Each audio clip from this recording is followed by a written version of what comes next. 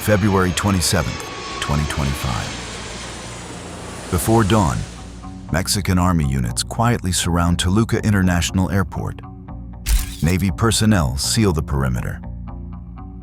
National Guard officers stand at every exit. No crowds, no press, no announcement. Inside the terminal, a man is escorted toward a waiting U.S. government aircraft. He's 54 years old, slightly built, completely unremarkable in appearance. He doesn't resist. This is a guy who used to put his enemies in drums, pour gasoline on them and set them on fire. Tell us more about him and how he was captured. His name is Miguel Ángel Treviño Morales. To the cartels, the prosecutors, and the families of the dead across Mexico, he's simply Z40. He built one of the most brutal criminal organizations in the Western Hemisphere. He ordered massacres. He ran a criminal empire pulling in $10 million a year. He trafficked 45 tons of cocaine. And he did all of it starting from nothing. No military background, no cartel family, no inherited power. Just a street kid from Nuevo Laredo who figured out exactly how far violence could take a person. This is how he got there. Chapter 1. The Street Kid. Miguel Ángel Treviño Morales was born November 18, 1970, in Nuevo Laredo, Tamaulipas. The city sits right on the U.S. border, directly across from Laredo, Texas. It was Gulf Cartel territory, the organization that had controlled Mexico's most lucrative smuggling routes for decades.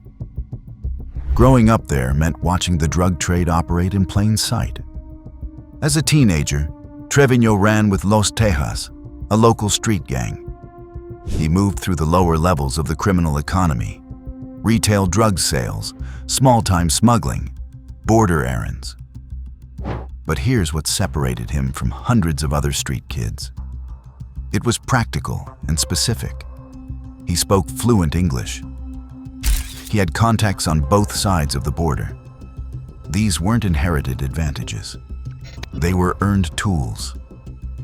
The Gulf Cartel didn't need another foot soldier. They needed operators who could move product across the border without drawing attention. And Treviño fit that profile exactly. By the late 1990s, he'd caught the attention of Osiel Cárdenas Guillén, the Gulf Cartel boss consolidating power along the entire Texas-Mexico border corridor. Cárdenas recruited him, gave him structure, gave him resources. What Cárdenas didn't fully account for was what Treviño would do with them. Chapter 2. The Zetas Machine. Los Zetas began as an elite armed wing of the Gulf Cartel. Its founding members were former Mexican military officers, men trained in combat tactics, weapons systems, and small unit operations. Treviño was not one of them. He joined Los Zetas as a street operator, not a soldier. But around 2005, he was elevated to regional boss of Nuevo Laredo. His job was clear: keep the Sinaloa cartel out of Gulf Cartel territory. The Sinaloa cartel had been pushing eastward, targeting the same border routes that generated billions every year. Treviño's response wasn't just violence, it was strategic violence. See, cartel territorial control doesn't work like a military occupation. It works through reputation. If the cost of entering a rival's territory is high enough, incursions stop. Treviño made that cost catastrophic. In 2007, after a senior Zetas leader named Efraín Teodoro Torres, known as 14, was killed at a horse racing event, Treviño got reassigned to Veracruz. He'd proven he could hold territory. He could generate fear at an organizational scale. And inside Los Zetas, he was building influence far beyond his official rank. The structure above him was about to collapse. He was already positioned to fill it.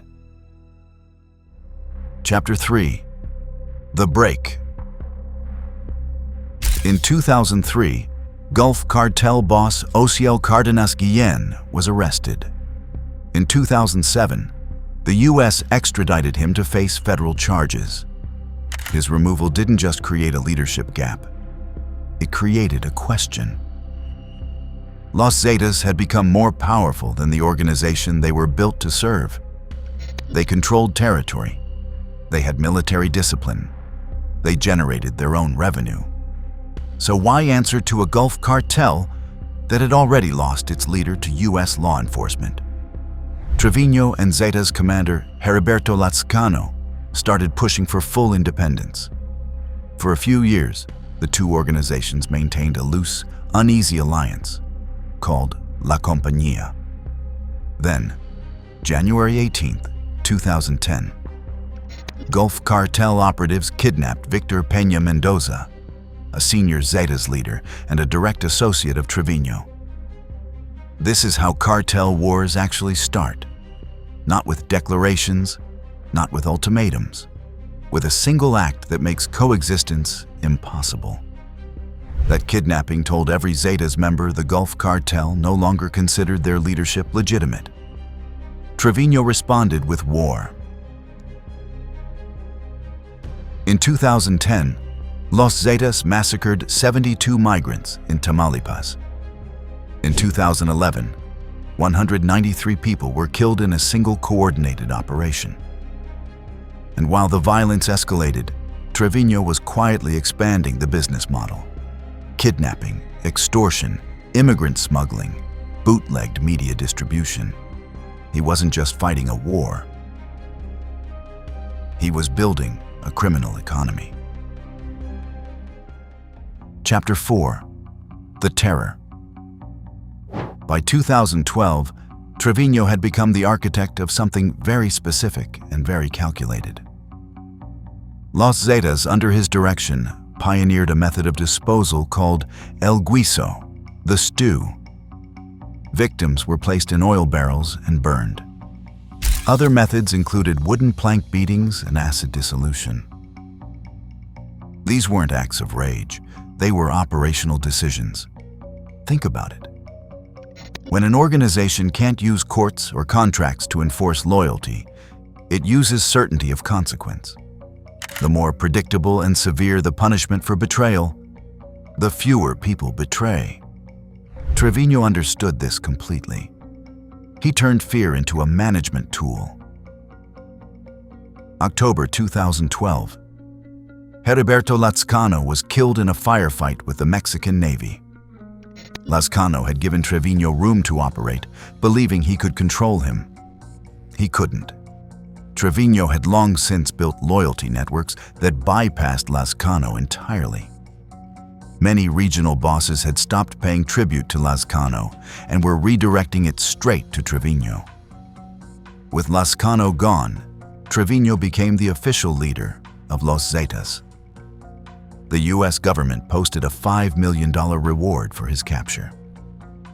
Federal indictments named him in conspiracies spanning multiple countries, cocaine trafficking, ordering the killings of government officials, rivals, and civilians across a 9-year stretch from 2004 to 2013. He'd gone from street kid to the most wanted man in the Western Hemisphere.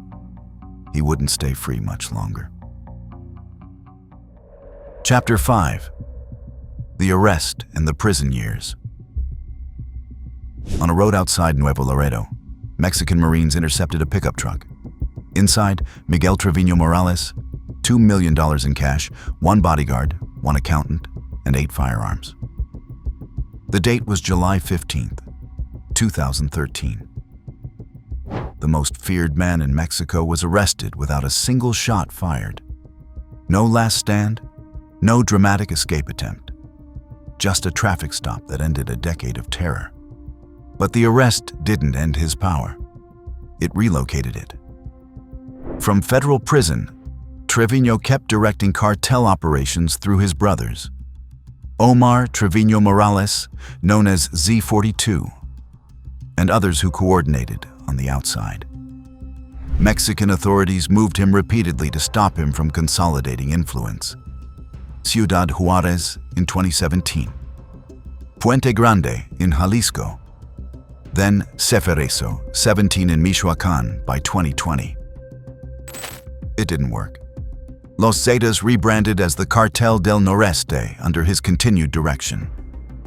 Federal prosecutors alleged the CDN kept trafficking, kidnapping, and killing, all under his leadership from behind bars. His imprisonment hadn't weakened the organization. It had decentralized it, made it harder to target, more resilient to law enforcement pressure.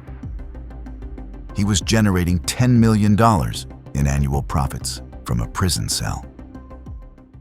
Chapter 6. The Extradition. October 16, 2024. U.S. federal prosecutors filed a new indictment out of the District of Columbia. The charges: drug trafficking conspiracy, 45 tons of cocaine moved across multiple countries, 14 tons delivered directly into the United States, $10 million in annual criminal proceeds. Both he and his brother Omar faced potential life imprisonment. 4 months later, February 27, 2025, the Mexican government acted. 29 traffickers were extradited to the United States in a single operation. Treviño and his brother Omar were among them. Webb County Sheriff Martin Cuellar immediately warned the extradition would trigger retaliatory violence along the border. And he was right. Nuevo Laredo had already seen rising violence since February 3rd. The Cartel del Noreste, now run by younger relatives and former lieutenants, had no one capable of holding the organization together the way Treviño had. A street kid from Nuevo Laredo, who built his empire on fear, violence, and ruthless organizational logic, now faces a U.S. courtroom. The organization he built is fracturing without him. And the border communities that lived under his shadow are left to figure out what comes next. If you want to see the next shadow organization we're exposing, click the video on the screen right now.